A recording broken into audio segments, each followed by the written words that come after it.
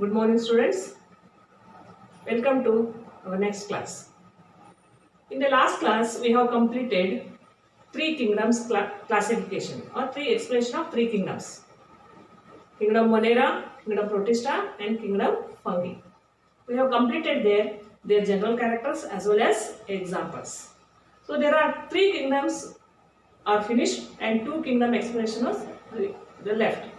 In today's class, I am going to continue the explanation of the remaining two kingdoms. The one is Kingdom Plantae and the one is Kingdom Animalia. First, we will start with the Kingdom Plantae. So these are the characters of Kingdom Plantae. I am going to explain each and every characters one by one. So the members of Kingdom Plantae are eukaryotes and they have chlorophyll containing organisms. And these chlorophyll containing organisms are called the plants. They are eukaryotes and they have the chlorophyll. Means they have chlorophyll means they are autotrophs. They prepare their own food by the process called the photosynthesis by using the chlorophyll. So that's why plants are autotrophs. The eukaryote means already we have come across many times, means the cells of these organisms have well defined nucleus along with membrane bound organelles. So next character is, so as we already studied, they are autotrophs, but there are some exceptions, means there are some partially heterotrophic organisms are also there in this group. Partially heterotrophic means they not totally depends on their organism. For some extent, for some purpose, they are depending on the other organisms. So as such as there are two examples. One is insectivorous plant and parasites.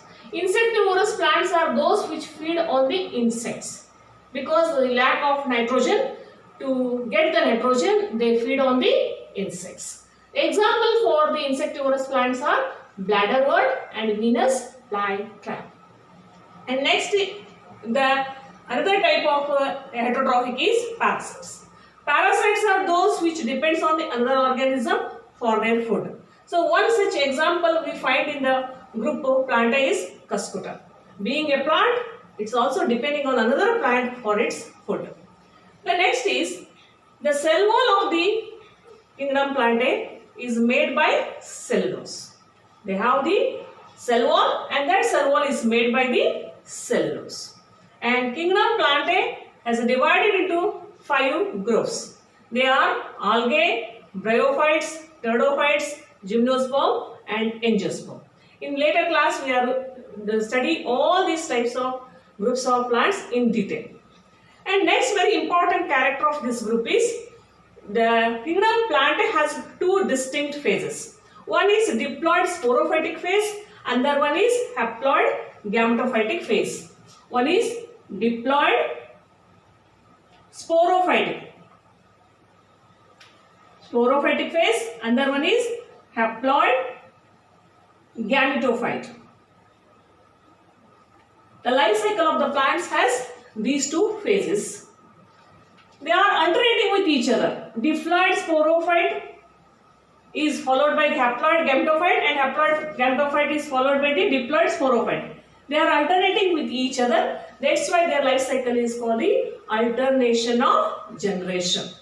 But one thing is, these phases, length of these phases and whether they are free or dependent is different in different plant groups. So here we finish the discussion of the Kingdom Plantae. Let us move to the next and last kingdom of biological classification, that is Kingdom Animalia.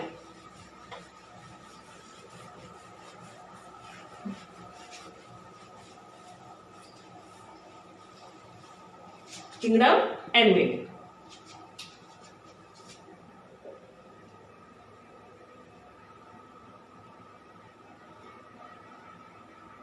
The members of this group are eukaryotic,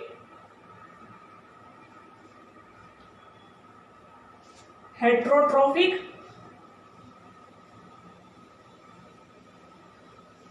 multicellular organisms.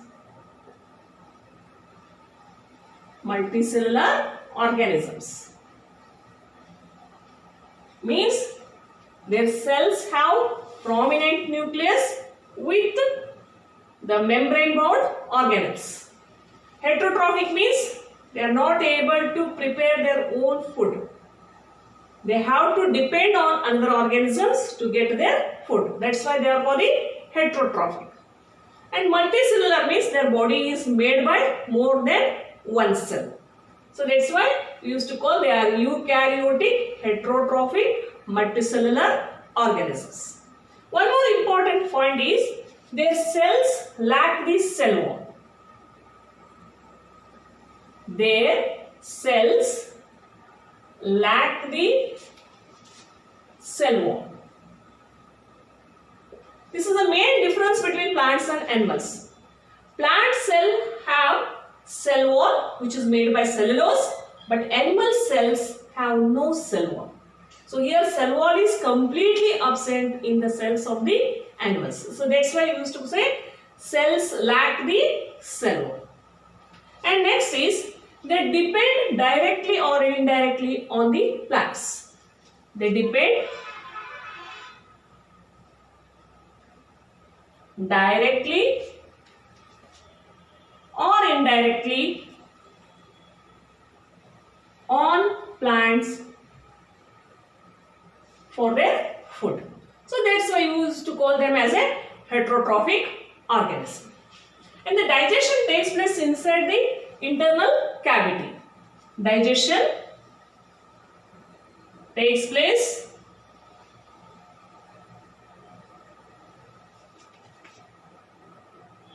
internal cavity, which we call the stomach. We used to call them as that internal cavity stomach. And they store food in the form of, they store the food in the form of glycogen and fat. Means the excess of food is stored in the form of glycogen in the liver by the help of the hormone insulin, which converts excess glucose into the glycogen. Whenever there is a necessity, this glycogen is again turned into the glucose. So this is the process which takes place in the animal body. Next character. The mode of nutrition in animals is mode of nutrition is holozoic. Holozoic means engulfing food or intaking the food. That we call the ingestion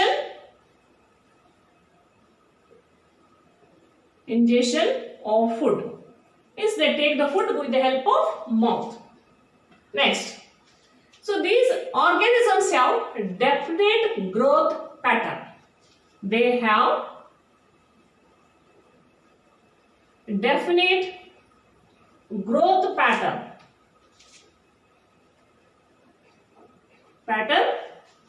And adults grow with a definite shape and size. That results the adults, and these adults have the definite shape and size. Some highly developed members have elaborate members have sensory and neuromotors.